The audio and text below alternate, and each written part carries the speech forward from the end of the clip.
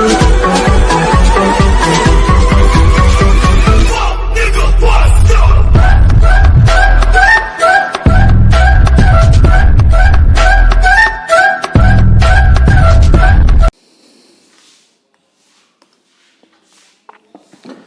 Student, मैं सनी आप सभी का स्वागत करता हूं आपके अपने चैनल इलेक्ट्रिकल रिसर्च एकेडमी के ऑनलाइन पोर्टल पे। हम लोग जनरल साइंस के क्वेश्चन देख रहे हैं। किसके क्वेश्चन देख रहे हैं? जनरल साइंस के क्वेश्चन देख रहे हैं, जिसमें आपके फिजिक्स, केमिस्ट्री और बायोलॉजी के मिक्स्ड क्वेश्चन हैं। ठीक है, और ये ऐसे क्वेश्चन हैं जो आपके प्रीवियस ईयर में पुटअप किए गए हैं। ठीक है, ये सारे उसी टाइप के क्वेश्चन हैं। सही है, ये ALP हो गया, BSPCL हो गया, इलाहाबाद हाई कोर्ट हो गया, NTPC हो गया, RRB JEE हो गया, टेक्नीशियन हो गया, जितने भी एग्जाम होने वाले हैं आगामी, उन सभी में बहुत ज़्यादा इंपॉर्टेंट रोल प्ले करेगा। क्योंकि अब GK का वेटेज कम हुआ है और किसकी वेटेज बढ़ी है? GS साइंस की, general science, physics, chemistry, bio, math और रीजनिंग, इसकी वेटेज बढ़े। GK धीरे धीरे क्या हो रहा है? विलुप्त हो रहा है। ठीक है, GK से कोई फ़ायदा नहीं होने वाला है। अब AI आर्टिफिशियल इंटेलिजेंस का ज़माना है, तो general science, math, physics, chemistry,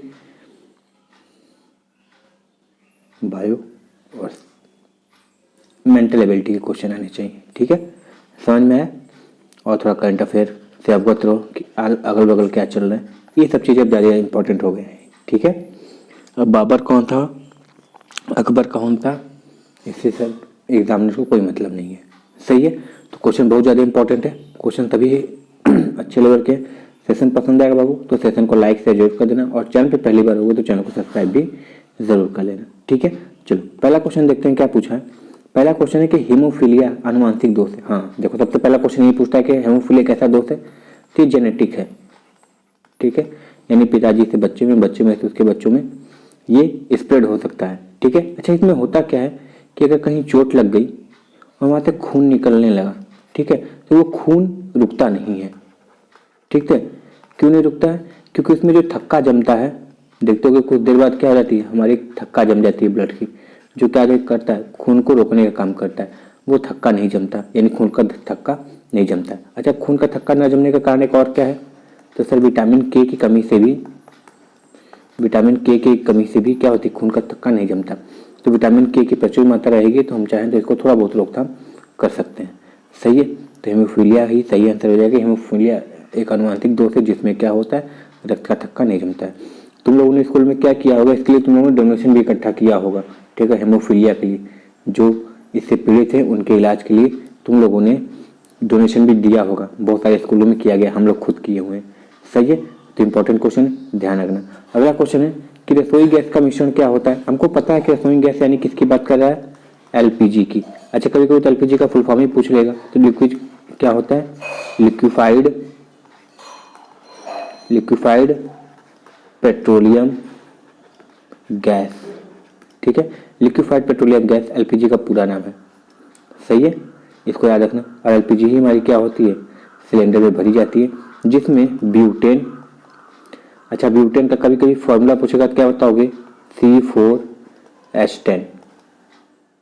ठीक है, ब्यूटेन। और प्रोपेन यानी C3H8। इसको याद रखना। ब्यूटेन और प्रोपेन मिलाए जाते हैं जो कि ईंधन के रूप में होता है। अच्छा, ये बताओ, जो गैस लीकेज करता है तो कि उसमें एक स्मेल आती है। ठीक है, वो जो स्मेल आती है वो किसकी स्मेल होती है? वो जो तुम्हारा ईंधन है बाबू ना, वो उसकी स्मेल नहीं होती है। उसमें हम जानबूझकर क्या करते हैं, एक एसेंस डालते हैं। एसेंस मतलब एक सुगंध डालते हैं। सुगंध कर लो, बदबू कर लो, किसी को पसंद आता है, किसी को नहीं आता है। तो उसका काम क्या होता है ना, वो आपको ये बताएगा जो तुम्हारा ईंधन है वो लीक कर रहा है, तो तुमको पता चलेगा। नहीं तो एक्चुअली कहो तो ये तुम्हारा जो ब्यूटेन प्रोपेन है ये महकता नहीं है। ठीक है, तो गैस तो लीकेज हो गया, अब तुमको महक ही नहीं रहा है, तुम माचिस मार दिए, जल गए। अब जब तुमको कुछ महकेगा तो तुमको लगेगा अच्छा गैस लीकेज हो रहा है, तो तुम क्या हो जाओगे? सावधान हो जाओगे, कहीं चिंगारी उंगारी वाला काम नहीं करोगे। तो ये जो हम डालते हैं, जानबूझ कर डालते हैं कि वो महके, कि लीकेज उकेज होगा तो हमको पता चलेगा। ठीक है, एक्चुअली क्या होता है, जो ईंधन होता है LPG का वो महकता नहीं है। ठीक है, तो इसको हम लोग जानबूझ के डालते हैं कि ये क्या हो, महके। ठीक है, अच्छा इसमें डालते तब क्या है सर? एक मरकप्टन होता है। क्या होता है? मरकप्टन। मरकप्टन नामक एक तत्व डालते हैं जो क्या करता है, महकता है और हमें बताता है कि लीकेज है कि नहीं। सही है, चलो आगे काम देखते हैं। अगला क्वेश्चन है बाबू, क्वेश्चन समझ में आ रहा होगा तो लाइक शेयर जरूर कर देना, और समझने का तरीका हो तो चैनल को सब्सक्राइब भी कर देना अगर पसंद आ रहा होगा समझने का तरीका। देखो, प्रकाशित तंतु यानी ऑप्टिकल फाइबर का उपयोग कहाँ होता है। देखो याद रखना, जहां पे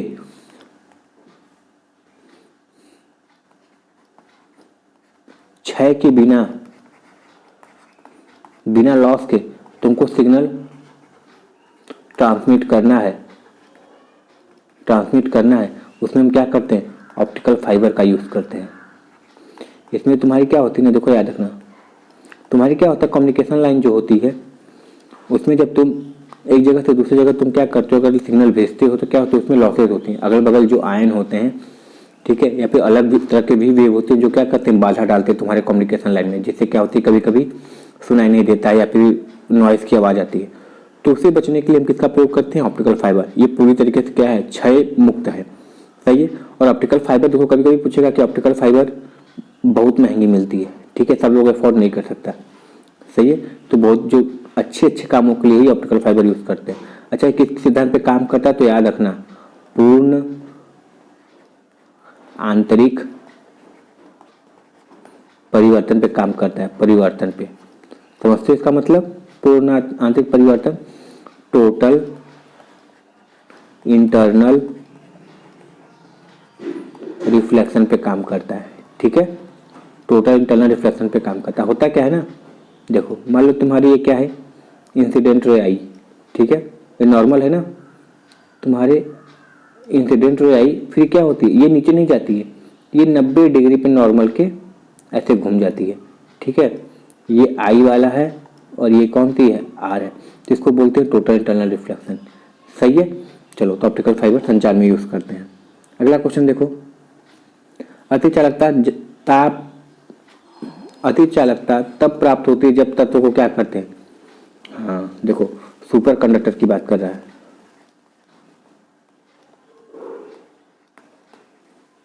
हालांकि सुपर कंडक्टर नाम की कोई चीज होती नहीं है, मगर ये तभी हम प्राप्त कर सकते हैं जब इसको क्या कर दे, बहुत हाई टेम्परेचर पे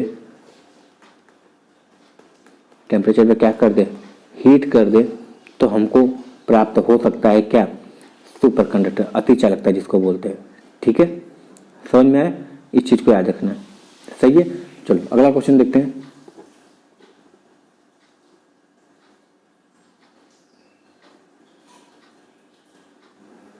फलों के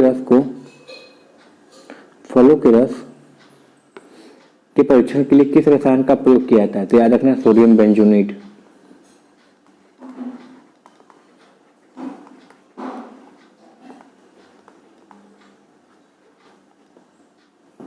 सोडियम बेंजोनेट का प्रयोग करते हैं फलों के परीक्षण के लिए। अच्छा याद रखना, कभी कभी ये भी पूछता है कि फल को पकाने के लिए किसका प्रयोग करते हैं, तो एसिटिलीन का प्रयोग करते हैं। ठीक है, एसिटिलीन का प्रयोग करते हैं। ठीक है, जिसको सिंपल भाषा में जैसे कभी कभी कार्बाइड भी बोलते हैं। ठीक है, इसका प्रयोग हम लोग करते हैं आम पकाने में, कार्बाइड ये सब डालते हैं। समझ में आए, तो सोडियम बेंजोनेट का यूज करते हैं। अगला क्वेश्चन है, परमाणु विस्फोट में काफी ऊर्जा निकलती है, इसका कारण क्या है। ठीक है, देखो ये सब जो जितनी परमाणु ये सब निकलती है ना, इसको एक कॉन्सेप्ट होता है जब तुम 11th में पढ़ रहोगे, एक होती है बाइंडिंग एनर्जी। बाइंडिंग एनर्जी, ठीक है, ये क्या होता था कि परमाणु टूटने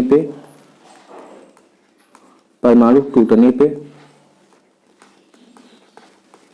या जुड़ने पर ऊर्जा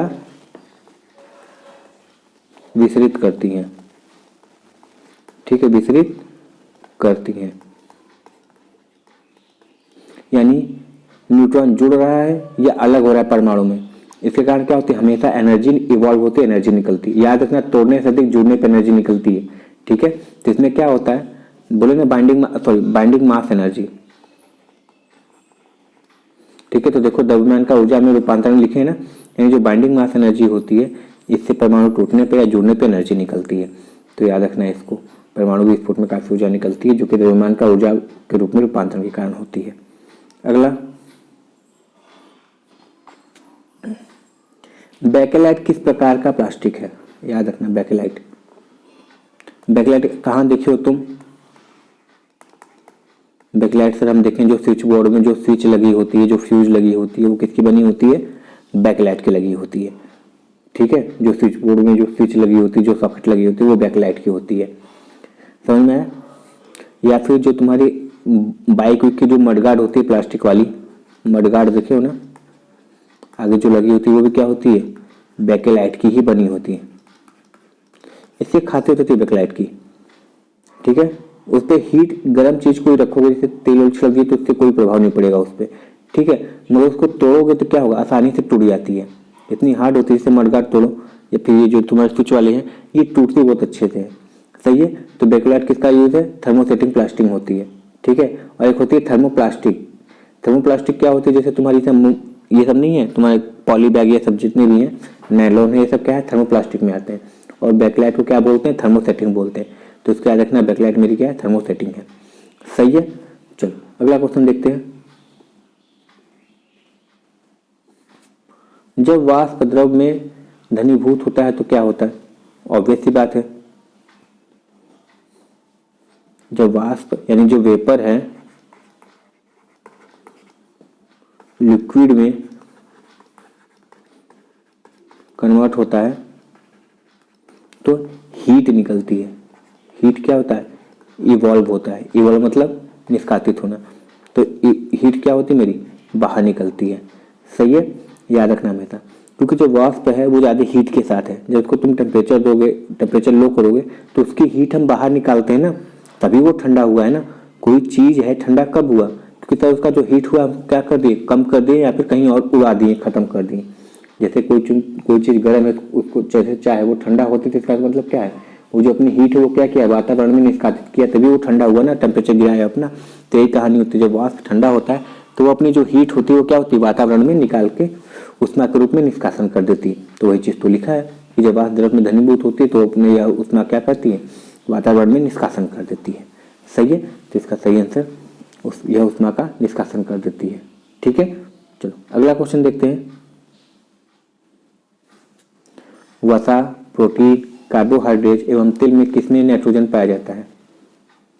इनमें से किसमें सबसे अधिक नाइट्रोजन पाया जाता है? तो याद रखना, प्रोटीन। नाइट्रोजन की मात्रा सबसे अधिक होती है। ठीक है, प्रोटीन जानते ही हो, दलहन वाली चीजों में ज्यादा मिलती है। जितनी प्रकार के दाल, चना, ये सब होती हैं, अरहर, मसूर दाल, जितनी भी चीजें होती है उसमें सबसे अधिक क्या होती है? प्रोटीन पाई जाती है। सही है, तो प्रोटीन में सबसे अधिक क्या पाया जाता है? नाइट्रोजन पाया जाता है। इस चीज को याद रखना। ठीक है, ये चीज होती है। नाइट्रोजन एक और चीज में भरी जाती है जो सबसे अधिक पूछा जाता है, वो क्या होती है? चिप्स कुरकुरे के जो पैकेट होती है जो इतनी फूली रहती हैं, उसमें क्या भरा जाता है? नाइट्रोजन गैस ही भरा जाता है। ठीक है, याद रखना, कौन सी गैस भरी जाती है? नाइट्रोजन गैस भरी जाती है। चलो अगला क्वेश्चन देखते हैं। अगला क्वेश्चन, प्रकाश तंतु यानी लाइट फिलामेंट किस सिद्धांत पर काम करता है? तो पूर्ण आंतरिक परिवर्तन पे ही काम करता है, जिसको इंग्लिश में क्या बोलते हैं? टोटल इंटरनल रिफ्लेक्शन, जो कि आपके ऑप्टिकल फाइबर में भी यूज हो रहा है। तो प्रकाश तंतु जितने भी लाइट वाली चीजें होती हैं अधिकतर क्या होती हैं उसमें? अगर किसी केबल की बात की, किसी रोप की बात की, तो उसमें टोटल इंटरनल रिफ्लेक्शन ही होता है। सही है, चलो अगला क्वेश्चन देखते हैं।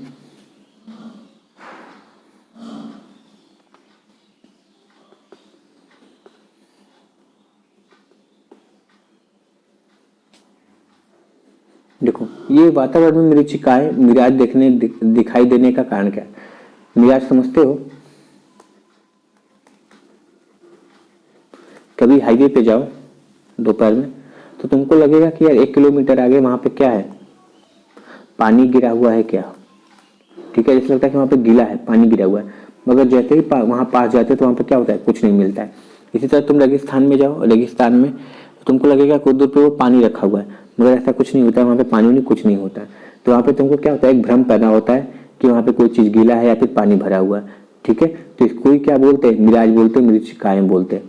ठीक है, ये भी किस सिद्धांत पे काम करता है? टोटल इंटरनल रिफ्लेक्शन पे काम करता है। ठीक है, किस सिद्धांत पे काम करता है? टोटल इंटरनल रिफ्लेक्शन के सिद्धांत पे काम करता है। कोई दिक्कत है? इस चीज को याद रखना। सही है, एग्जाम्पल बता दिए, रेगिस्तान हो गया या फिर हाईवे पे पानी गिरा हुआ प्रतीत होता है, ये सब सभी क्या होते हैं? तुम्हारे मिराज के यानी टोटल इंटरनल रिफ्लेक्शन के एग्जाम्पल है। सही है, चलो अगला क्वेश्चन है,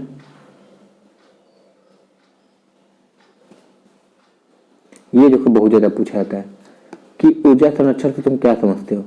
तो ऊर्जा संरक्षण से हम कुछ नहीं समझते, बस यही होता है कि एनर्जी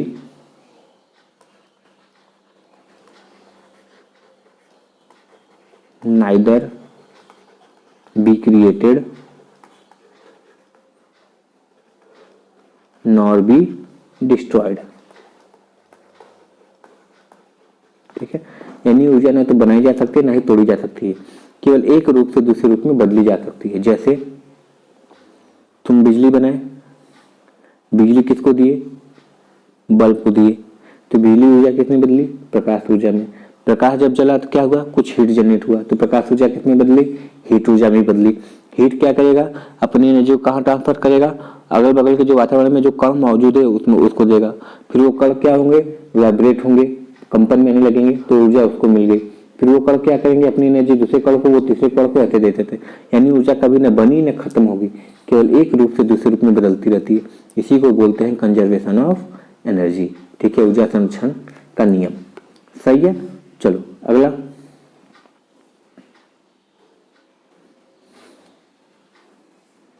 पानी के खरापन का कारण किसका घुलनशील लवण है? ठीक है, पानी जो खरा होता है उसमें क्या होती है? सॉल्ट पाई जाती है, जो कि कैसे सॉल्ट होती है? डिजॉल्विंग, यानी घुलनशील होती है सॉल्ट। अच्छा, वो सॉल्ट बनी किसकी होती है? कैल्शियम और मैग्नीशियम की होती है। ठीक है, कैल्शियम यानी Ca और मैग्नीशियम की बनी होती है। मैग्नीशियम की कभी कभी वैलेंसी पूछेगा तो क्या मारोगे? तो मैग्नीशियम की वैलेंसी +2 होती है। कैल्शियम की वैलेंसी कितनी होती है? तो इसकी वैलेंसी +2 होती है। सही है, इसका परमाणु क्रमांक कितना होता है सर? मैग्नीशियम का 12 होता है, कैल्शियम का सर 20 होता है। सही है, इतनी चीजें याद रखनी है। और इसकी वैलेंसी बात करें तो इतनी होगी। वैलेंस इलेक्ट्रॉन कितने होते हैं सर? कैल्शियम में 2 होते हैं। मैग्नीशियम में कितने होते हैं सर? 2 होते हैं। इन सब चीजों को याद रखना, बहुत ज्यादा चीजें पूछी जाती हैं। एक क्वेश्चन ये पूछता है कि बेटा विटामिन पानी में कौन, जैसे पानी में खारापन घुलनशील लवण तो कैल्शियम मैग्नीशियम से है ना, उससे एक क्वेश्चन पूछता है कि पानी में घुलनशील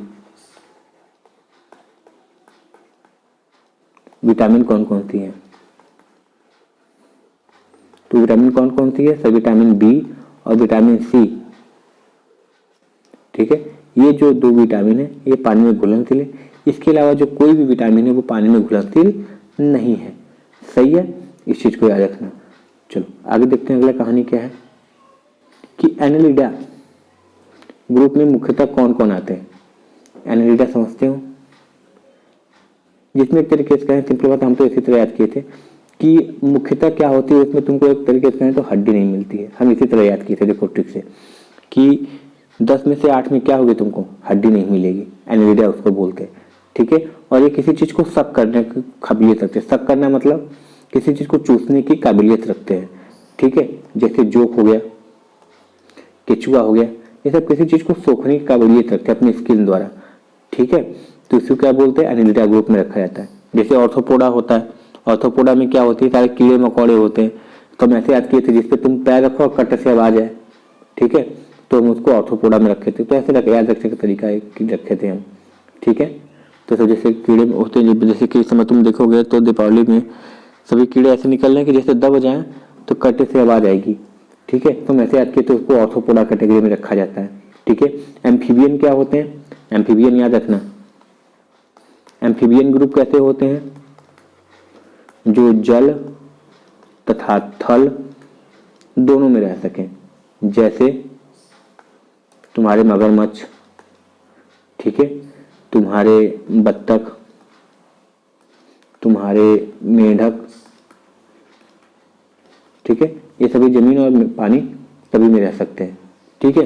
तो ये सब एम्फीबियन ग्रुप में आते हैं ये सब चीज़ें। मेमल्स ग्रुप कैसे होते हैं, जो क्या होते हैं जिसमें स्तन पाया जाता है, ठीक है, वो मेमल्स ग्रुप में चले जाते हैं, ठीक है। ये सब चीज़ें हम याद किए थे, ऐसे याद किए थे, ये याद हो गया, कभी भूला नहीं। देखो आ गया नीचे ऑर्थोपोडा ग्रुप, ये सब ग्रुप बहुत ज़्यादा पूछी आती हैं जी, ठीक है, याद रखना। बायो का चैप्टर है, क्लास 9th में है। ऑर्थोपोडा ग्रुप मुख्यतः कौन कौन से जंतु होते हैं, देखो तेलचट्टा हुआ, मच्छर हुए, खटमल हुए, मक्खी हुआ। इन सबको कभी पैर से दबाए हो, कभी पैर से दबाना बहुत बढ़िया साउंड आता है, सेटिस्फैक्ट्री साउंड आता है, जैसे ये समाज समझते हो ना, वैसी चीज़ें आती हैं। तो ये सब सभी जितने भी हैं ऑर्थोपोडा ग्रुप, ये सब तेलचट्टा, मच्छर, खटमल, ये सब सारी चीज़ें पाई जाती है। तो देखो याद रखने की ट्रिक है, तुमको जैसे याद हो रहा है वैसे याद रखना। वहाँ पे तुमको क्या बोलते तरीके से नॉलेज नहीं गेन करना है, ठीक है। नौकरी मिल जाएगी फिर नॉलेज गेन करते रहना, ठीक है। फिर नौकरी मिल जाएगी फिर नॉलेज गेन करने का तुमको मन ही नहीं करेगा, फिर कहेगा जितना पढ़ाई होनी थी हो गई, अब नौकरी मिल गया, अब आराम करेंगे, ठीक है, कुल्लू मनाली घूमेंगे। तो उसके लिए ये सबको याद कर लेना बहुत ज़्यादा इंपॉर्टेंट है, सही है। फिजिक्स, इसमें फिजिक्स ये जो सेशन चल रहा है इसमें फिजिक्स, केमिस्ट्री और बायो तीनों सब्जेक्ट के क्वेश्चन हैं जी, ठीक है। मिक्स्ड क्वेश्चन है, ऐसे क्वेश्चन है जो प्रीवियस ईयर क्वेश्चन PYQ बोलते हैं, सारे क्वेश्चन में तुमको मिलेंगे प्रीवियस में, ठीक है। ना हो तो ALP का प्रीवियस ईयर क्वेश्चन देख लेना, अब तो नेट पे है तो सभी चीज़ें अवेलेबल है, प्रीवियस ईयर क्वेश्चन देख लेना, इन्हीं सब में से पूछा गया है, सही है। तो आई होप बाबू सेशन पसंद आया होगा। सेशन पसंद आया तो सेशन को लाइक, शेयर और चैनल पे पहली बार आए हो तो चैनल को सब्सक्राइब जरूर कर लेना, ठीक है। चलो मिलते हैं नेक्स्ट वीडियो में, तब तक के लिए thank you very much and all the very best.